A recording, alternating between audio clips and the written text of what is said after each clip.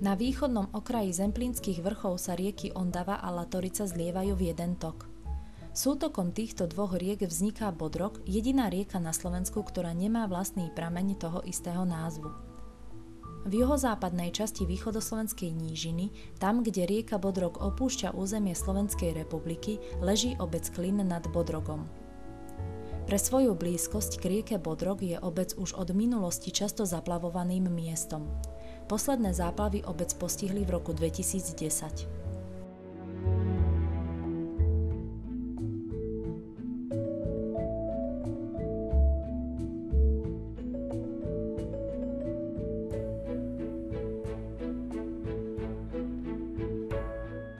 Prvá písomná zmienka o obci je z prvej štvrtiny 14. storočia.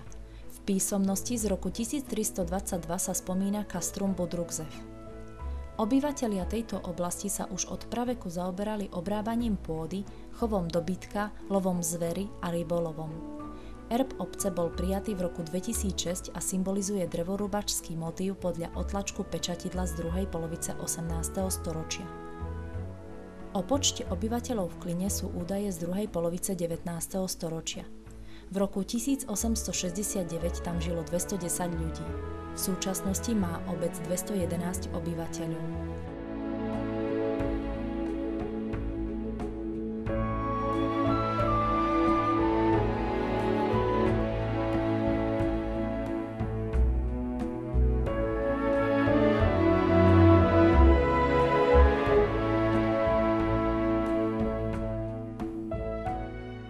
Zrúcaniny bývalého katolíckeho kostola Zjavenia Pána sú zvyškami ranogotickej stavby z čias okolo roku 1300, ktorá bola v 18. storočí klasicisticky upravená.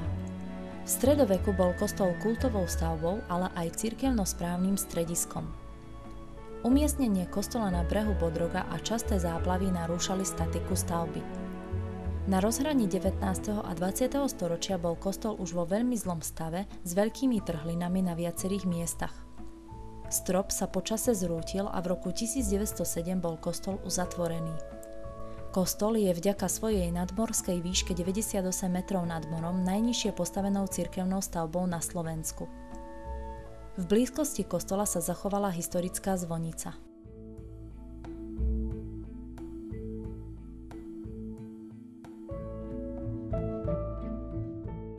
V strede obce sa nachádza miestny cintorín.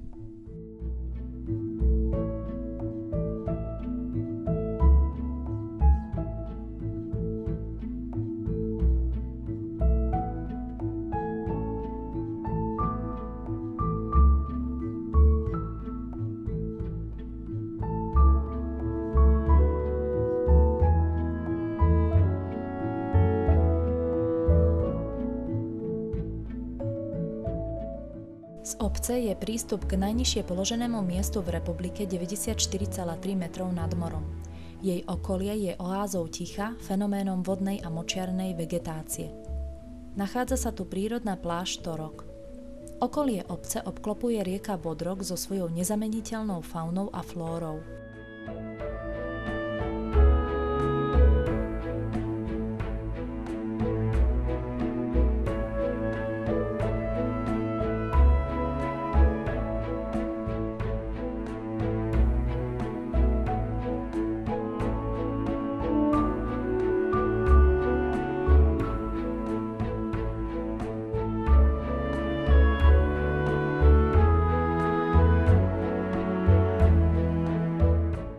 Administratívnym centrom obce je budova obecného úradu, ktorá bola pôvodne postavená a využívaná ako budova základnej školy.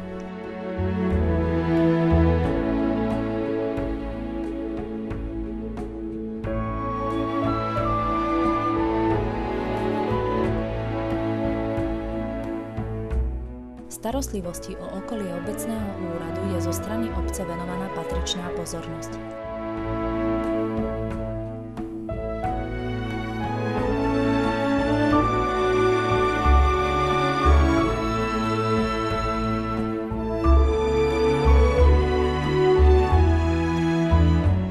V záhrade obecného úradu sa nachádzajú hroby Košútovcov.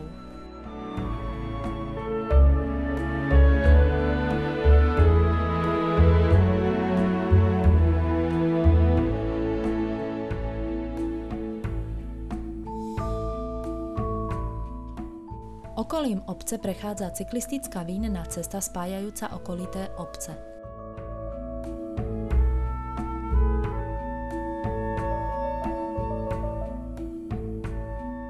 Z pestovaných plodín sa v obci mimoriadne darí viniču, ktorý sa v obci pestuje dodnes. Jeho následné spracovanie a využitie však ostáva už len pre súkromné účely.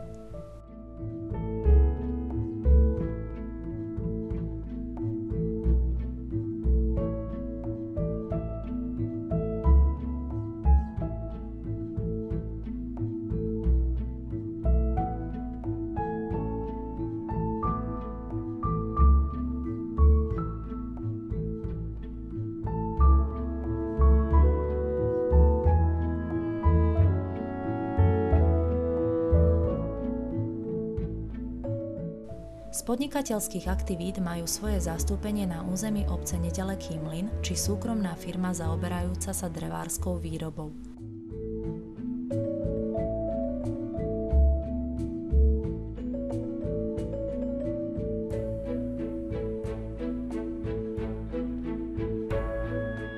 V centre obce sa nachádza pohostinstvo.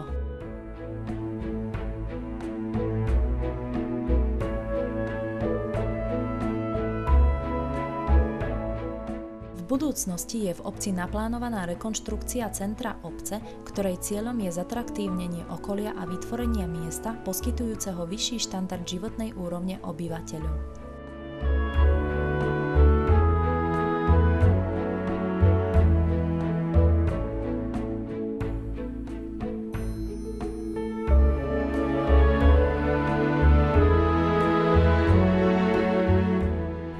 Obec je svojou polohou a príjemným prostredím dobrým miestom pre pokojné bývanie či trávenie voľného času v okolitej prírode. Každý, komu sa Klín nad Bodrogom spája s ideálnymi predstavami o živote a bývaní, je v obci srdečne vítaný.